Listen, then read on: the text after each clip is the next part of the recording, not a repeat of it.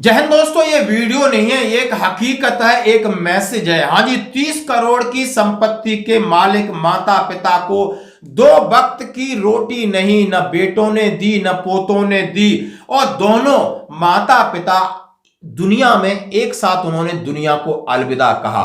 यानी 76-77 वर्षीय वृद्ध माता पिता जो कि सेना से रिटायर्ड थे, एक रिटायर्ड सैनिक, उन्होंने अपना जीवन पूरा समर्पण किया होगा उस औलाद के लिए, पूरा जीवन समर्पण किया उस उनके कैरियर के लिए, पूरा जीवन समर्पण किया उनके लिए अच्छी दुकान और मकान बनाने के लिए, और पूरा जीवन भर तपस्या की, ईश्वर से प्रार्थनाएं करती हैं माएं कि मेरे बच्चे को एक उन्नति दे, एक ओहदा दे, सुख शांति दे, सेहत दे, सब कुछ देने के लिए अपना पूरा जीवन जिसके लिए हम न्यौछावर कर देते हैं, और वही बेटे बुढ़ापे पे 2 वक्त की रोटी नहीं दे सकते।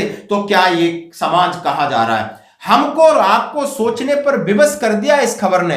ये खबर है, ये कोई कहानी नहीं है, ये हकीकत है जो मैं आपके सामने 1 नहीं 2 नहीं 4 नहीं स्क्रीनशॉट भी शेयर कर रहा हूं। अभी ये वीडियो, ये स्क्रीनशॉट ये वायरल हो रहा है, हमारे पास भी पहुंचा है, और ये कहानी है जगदीश चंद्र और भागली देवी की, चरखी दादरी की है। आप सुनकर हैरान हो जाओगे कि जिनके बेटे IAS अधिकारी हों, जिनकी बेटे बहुएं इस समाज में बड़े पद पर हों, पूरे देश और समाज को सुधारने की जिम्मेदारी हो, यानी देश को आगे ले जाने की जिम्मेदारी हो, और अपने परिवार में बूढ़े माता पिता या बूढ़े दादा दादी की देखभाल नहीं कर सकते, यानी वो बीमार हैं चारपाई पे, तो दोनों ने अंतिम में ये फैसला लिया कि जो भी उनके पास था वो उन्होंने दान दिया और दुनिया को अलविदा अपनी मर्जी से किया।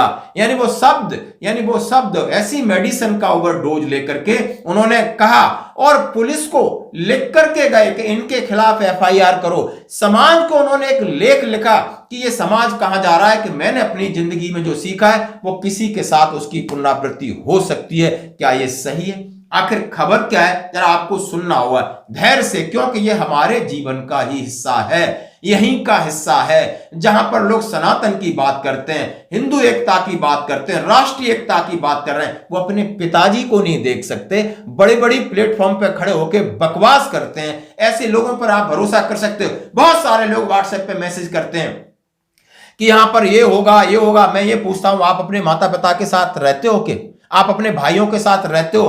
किसी की नहीं बन रही तो आप कहां राष्ट्र की बात करते हो? ये बेईमानी है। जरा इस खबर को सुनोगे आपके रोंगटे खड़े हो जाएंगे। हाँ जी दोस्तों, यह है चरखी दादरी, बेटे और बहुओं को प्रताड़ना से आहत होकर एक बुजुर्ग दंपत्ति ने अपनी जान गंवा दी। दंपत्ति ने मरने से पहले जो नोट लिखा वो मन को झकझोर देने वाला था। दंपत्ति ने लिखा कि बेटों के पास 30 करोड़ की संपत्ति है, हमारे लिए 2 रोटी नहीं है। हमारे साथ बेटे और बहुओं ने जो किया उसके लिए सरकार और समाज को उन्हें दंड देना चाहिए। अब समाज हम और आप है, इसलिए मैं ये वीडियो आपके लिए बना रहा हूं। आप क्या समझ सकते हो इस खबर से? सरकार समाज क्या दंड देगा? इस दंपत्ति का पोता IAS अफसर है, उन्होंने उस नोट में लिखा कि पुलिस ने बेटे वीरेंद्र और 2 बहुओं सुनीता और नीलम समेत 4 पर मुकदमा दर्ज कर लिया है। नाम लिख के गए बेटे बहुओं को, मुकदमा भी दर्ज हुआ है। घटना चरखी दादरी जिले के बहाड़ा क्षेत्र के गांव गोपी की है। सेना से रिटायर्ड जगदीश चंद्र उम्र 78, भागली देवी उम्र 77 बेटे वीरेंद्र आर्य के साथ रहते थे। वीरेंद्र के बेटे हरियाणा कैडर के IAS अफसर विवेक करनाल में बतौर ट्रेनी तैनात थे। जगदीश व भागली ने बुधवार रात अपने आवास पर जो भी कुछ खाया पिया दुनिया को अलविदा किया। पुलिस कंट्रोल रूम को शिकायत की गई, पुलिस वहां पहुंची, उनका जो लेटर था उसके बारे में जब पढ़ा तो वो हौचक्के रह गए। उन्होंने लिखा कि मेरे छोटे बेटे महेंद्र के पास रहता था, 6 साल पहले बेटा भी दुनिया छोड़कर चला गया, तो कुछ दिन तक बेटे की पत्नी नीलम ने रोटी दी, बाद में अनैतिक कार्य शुरू किया।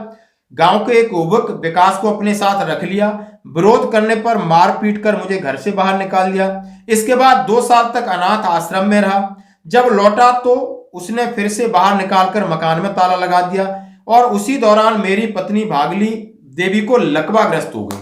जगदीश चंद्र जी ने कहा कि नीलम का बर्ताव देखकर हम दूसरे बेटे के पास गए, वहां भी हमें बासी रोटी मिलती थी, और जो मां थी जिसको लकवा था पैरालाइज था, उनकी कोई देखभाल नहीं करता था, तो उनका दुख उस पे जाता था, इसलिए खाना पीना नहीं दिया जाता था कि उनकी पोटी और उनकी सेवा कौन करेगा। पैसा था, धन था, कोई दिक्कत नहीं थी, लेकिन उसको यूटिलाइज कौन करे, कैसे उन तक रोटी पहुंचा जाए जो वो बीमार बिस्तर पे पड़े हैं।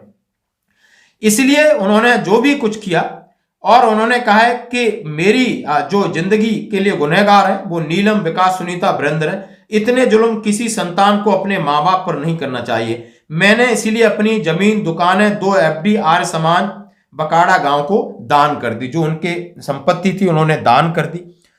तो ये स्टोरी नहीं है, ये हकीकत है दोस्तों।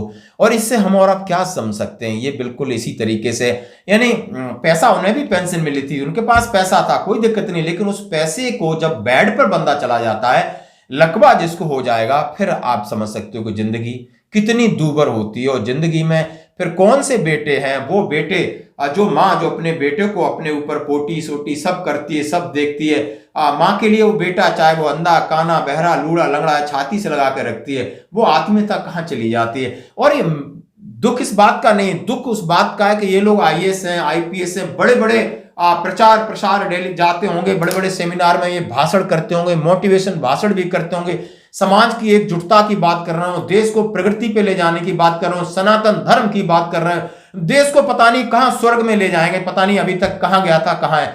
इस बात से हमें भी बहुत घृणा आती है कि जो लोग अपने माँ बाप की सेवा नहीं कर सकते, जो अपने भाइयों में ठीक से नहीं रह सकते, वो इस बात की कवायद करते, तो ये बेईमानी है, ये सच है। क्योंकि हर काम में त्याग और तकलीफ लगती है। जब तक आप त्याग नहीं कर सकते, जब आप तकलीफ नहीं कर सकते, जब आप अपना पैसा दूसरों के लिए नहीं लगा सकते, तो आप कोई भी आप मतलब निस्वार्थ वाला काम नहीं कर सकते। शायद आप मेरी बात से सहमत हो, इससे कोई फर्क नहीं पड़ता, लेकिन ये हकीकत है जो मैं आपके सामने रख रहा हूं। धन्यवाद।